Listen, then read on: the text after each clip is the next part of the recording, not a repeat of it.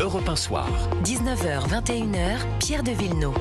Avec jusqu'à 21h pour m'accompagner Alexandre Malafaille. Bonsoir Alexandre. Bonsoir Pierre de Villeneuve. Président fondateur du think tank Sinopia. Bonsoir Gilles Boutin. Bonsoir Pierre. Journaliste politique au Figaro, et nous accueillons Emmanuel Razavi. Bonsoir. Bonsoir Pierre, merci de me recevoir. Merci d'être avec nous, grand reporter franco-iranien, auteur de La Pieuvre de Téhéran, que vous avez coécrit avec Jean-Marie Montali, et c'est paru aux éditions du Cerf. Je voudrais qu'on écoute Jean-Noël Barrot, le ministre des Affaires étrangères. Le ministre a annoncé à l'Assemblée nationale tout à l'heure que la France a convoqué l'ambassadeur d'Iran pour dénoncer la répression des manifestants.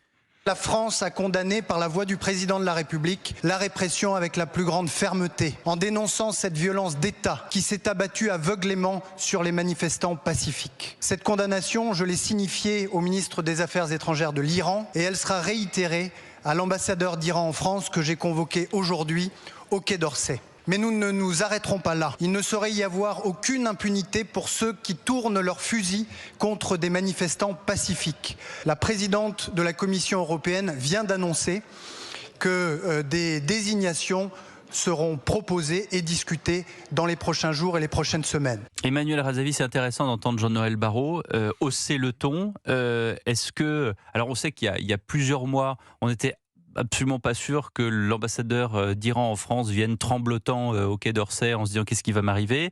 Est-ce que là c'est moins sûr ?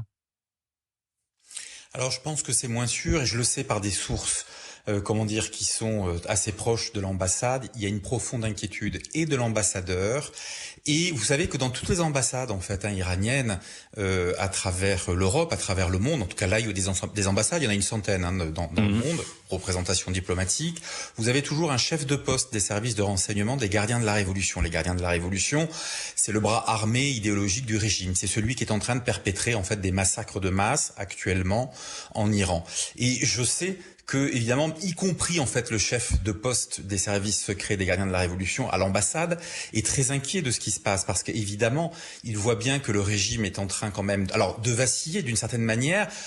Quand il réprime autant le régime, quand il tue vous avez parlé de centaines, peut-être de milliers de personnes, on a des chiffres qui arrivent peu à peu, ils sont difficiles à vérifier, mais la chaîne de télévision Iran International, qui est une grande chaîne de télévision d'opposition iranienne, qui est habituée à sortir quand même des informations assez pointues, parle de 12 000 personnes qui ont été tuées. 12 000. J'ai eu ce n'est pas tout. J'ai eu deux de mes sources, deux de mes contacts américains, qui sont assez proches des services de renseignement. L'un des services de renseignement américains, l'autre de la Maison Blanche, qui m'ont confirmé que d'après les estimations américaines, c'était probablement 12 000 à 15 000 morts. Donc, grosso modo, les chiffres. Mais comment est-ce que vous expliquez l'écart de ces chiffres que vous nous donnez ce soir, Emmanuel Razavi, avec les 734 morts dénombrés par Iran Human Rights ? Alors d'abord, j'insiste sur une chose, il faut encore prendre ces chiffres avec réserve, mais en fait ces chiffres, je vais vous expliquer comment on les a. A priori, c'est par des médecins, des personnels médicaux, des personnels des morgues qui comptent dans chaque ville, parce que c'est dans plusieurs villes, grandes ou moyennes. Il y a eu des crimes, ce sont des crimes contre l'humanité, perpétrés à Shiraz, à Ispahan, à Téhéran bien sûr, mais aussi dans des plus petites villes. En tout cas, d'après les informations que je donne encore une fois avec prudence, évidemment. Mais ce que l'on a aujourd'hui très souvent, ce sont les informations qui sont données par le régime iranien lui-même, d'une part, je le dis, et puis depuis un certain temps, et je tiens à vous remercier Pierre de m'inviter ce soir, depuis quelques jours, on voit apparaître dans certains médias, sur beaucoup de médias européens, en France aussi, on n'y échappe pas, des gens qui sont le relais d'organisations ou soit liées à l'ambassade directement, des associations franco-iraniennes, culturelles, des choses comme ça, qui répercutent, si vous voulez, les éléments de langage du régime iranien, donc de la République islamique, et donc qui essayent de temporiser. Après, il y a une réalité, Pierre, c'est que il y a un blackout internet qui a été opéré en Iran, et j'interviewais un spécialiste des opérations du régime iranien. En général, quand il commet des crimes de masse, il y en a eu par le passé déjà. Il opère des blackouts, c'est-à-dire plus de communication téléphonique, plus d'internet, pour empêcher tout témoignage, si vous voulez, direct, pour empêcher toute documentation. Alors, il se trouve que le blackout, il est presque total. Il y a encore des gens qui arrivent un peu à communiquer. Je peux pas dire comment, je sais comment, mais voilà, ça nous permet à des journalistes comme moi, qui suis d'origine iranienne, vous l'avez rappelé, de pouvoir récupérer, ou à Iran International, de récupérer un peu d'informations. D'où cette différence notable entre les différents chiffres qui sont avancés. Gilles Boutin du Figaro, une question pour vous, Emmanuel Razavi. Bonsoir. Donald Trump a dit qu'une aide était en route. Alors on ne sait pas laquelle, mais vu que la dernière intervention américaine s'était traduite par un bombardement massif, on se pose forcément la question, est-ce que l'exécution du guide suprême Ali Khamenei changerait quelque chose, ou bien finalement n'est-il pas une pièce aussi centrale qu'on le pense dans le dispositif du régime iranien ? Alors, votre question, elle est essentielle, évidemment. Je vais rester très prudent dans ce que je vous dis, parce que c'est pas à moi de dire quelle stratégie Donald Trump doit employer en fait en Iran. Ce que je peux vous dire, parce que c'est essentiel ce que vous demandez là. Si le guide de la révolution islamique, Ali Khamenei, vient à disparaître, quelle qu'en soit la raison, tout de suite, la constitution de la République islamique d'Iran, qui est une constitution qui a été écrite et promulguée en octobre 1979, elle dit qu'un triumvirat en fait se mettra en place, qui est composé en fait du président de la République islamique, Massoud Pezeshkian, qui est un ancien gardien de la Révolution, je le précise, il a aussi du sang sur les mains, du président en fait de l'Assemblée et d'un représentant en fait du Conseil de la justice en fait islamique. Donc vous voyez que il y a quand même des institutions quand même qui sont rodées en Iran, et la mort d'un seul homme ne suffit pas à remettre en question le fonctionnement, si vous voulez, du régime. En revanche, ça galvaniserait évidemment demain la disparition d'Ali Khamenei. Les foules, c'est une évidence, ça serait extrêmement symbolique. En fait, il faudrait arriver à paralyser, c'est ce que souhaitent les manifestants, c'est ce que disent les opposants, enfin une partie des opposants. Moi, je parle beaucoup avec les organisations, de la résistance, de l'opposition en fait iranienne. En fait, il faudrait arriver à paralyser, si vous voulez, les institutions, et notamment en fait celles qui incarnent, si vous voulez, non pas la continuité de l'État, mais la continuité en fait vraiment du régime islamiste. Mais alors ça, on le fait comment ? Quelle est la méthode Ça, il faut le demander, cher Pierre, à Donald Trump. Ce qui est sûr, c'est qu'aujourd'hui, si vous voulez, les Iraniens de l'intérieur, moi, les différentes personnes que j'ai eues, en fait, depuis que ça a commencé, mais aussi au sein des oppositions, sont assez partagées sur la méthode à utiliser. Pendant des jours et des jours, tout le monde, globalement, était contre une intervention, en fait, d'un pays étranger, d'une intervention américaine. Il était dit, notamment par les chefs des oppositions, qu'il ne fallait pas que la révolution et la victoire soient confisquées aux Iraniens. Et puis, ces dernières heures, je dirais que ça change un petit peu. Une partie, en fait, des responsables de l'opposition, mais aussi, en fait, des opposants, plaident en faveur d'une intervention, mais sans parler d'intervention massive. Plutôt une intervention qui serait extrêmement ciblée sur des personnalités du régime. C'est très difficile d'en parler, Emmanuel Razavi, pour la simple et bonne raison que ça change toutes les heures et que le régime est extrêmement volatile comme dans ce genre de situation. Et j'imagine aussi que le régime de Téhéran est extrêmement échaudé aussi, parce que c'était il y a un an de ces frappes américaines et israéliennes sur les centrales nucléaires. Et là, on a pu voir la puissance de feu des Américains sur l'Iran. Et j'imagine que les personnalités en place politiques à Téhéran ont bien souvenir de ça. Alexandre Malafaye de Sinopia, une question pour vous. Oui, c'était en juin dernier, ces frappes. Elles ont évidemment considérablement ébranlé le régime.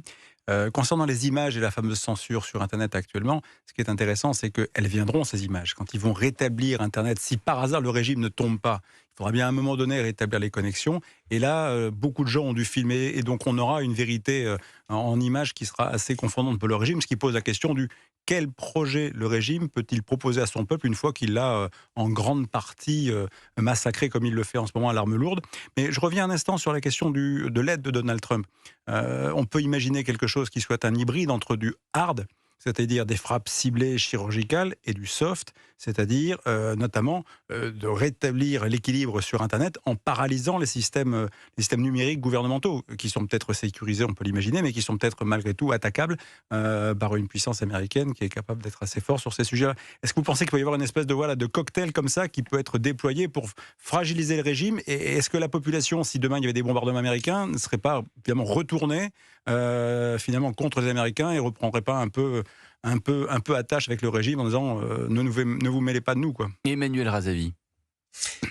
Alors, vous avez raison, c'est une question aussi qui est très importante, ce que vous dites là. Alors, il y a deux questions, en fait, d'ailleurs. Les Américains ont déjà, et les Israéliens, notamment, ont déjà commencé, en fait, à travailler à la paralysie des systèmes, en fait, digitaux, numériques, en fait, du régime iranien. Donc, on voit bien qu'ils s'apprêtent, de toute façon, à intervenir. De quelle manière, évidemment, je n'en sais rien, comme le disait Pierre, de toute façon, ça change toutes les heures, c'est la réalité.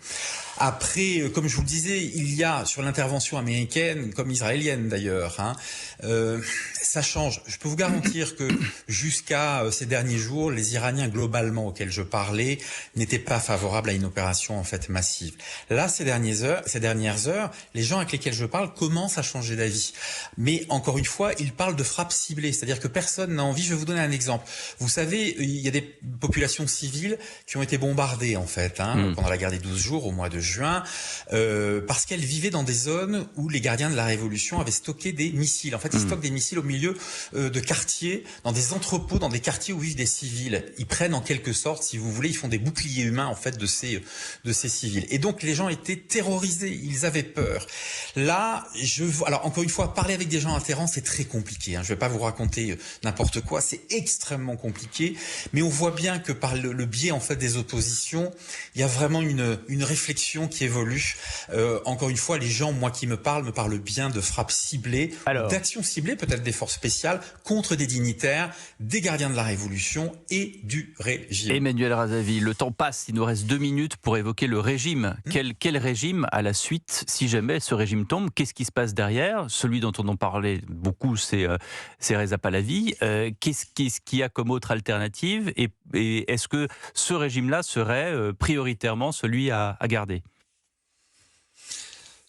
Il y a aujourd'hui, il faut le savoir, plusieurs mouvements de l'opposition politique iranienne. Il y a des opposants à l'intérieur du pays, des grandes personnalités, parfois qui sont en prison, en résidence surveillée. Je pense notamment à Nasrin Sotoudeh, mais vous en avez des tas, Narges Mohammadi, etc. Et puis vous avez à l'extérieur du pays, en Irak, en Angleterre, aux États-Unis, en France, des tas de mouvements en fait d'opposition libéraux. Ils sont souvent en fait soit apolitiques, soit centre-gauche, centre-droite, libéraux. Et il y a bien sûr les monarchistes constitutionnalistes, j'insiste, de Reza Pahlavi, qui d'ailleurs travaille extrêmement bien avec les libéraux en général.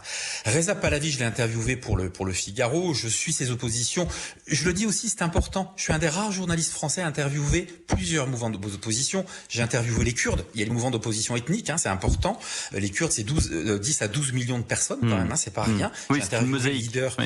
L'Iran, c'est une mosaïque. Comala, il y a quelques jours, qui me disait qu'il était prêt à participer à un gouvernement d'unité nationale, y compris avec Reza Pahlavi et les libéraux, qu'il était contre une partition. Donc l'idée, ce serait une sorte de coalition, en fait. Oui, ce serait un gouvernement en fait de transition, d'unité nationale. Reza Pahlavi fait travailler depuis plusieurs années, environ 3 ans, des experts. Il y a une centaine d'experts qui ont travaillé sur un programme qui fait plus de 700 pages. Je vous rappelle que les Américains sont allés en Irak avec 5 pages de programme. Si vous voulez, cette opposition qui est incarnée à la fois par Reza Pahlavi, par d'autres courants, elle a un mérite, c'est qu'elle est extrêmement bien formée, elle est d'assez haut niveau, elle s'est déjà projetée sur l'après. Ce qui est urgent pour tout le monde, c'est d'assurer la continuité de l'État. Si le régime tombe, il faut que l'administration continue de fonctionner, que les structures opérationnelles du pays, les aéroports, les ports, l'électricité, etc., continuent de fonctionner pour éviter le chaos. C'est ce qui est très important. On aura l'occasion d'en reparler. Merci beaucoup, Emmanuel Razavi, auteur de La Pieuvre de Téhéran aux éditions du Cerf.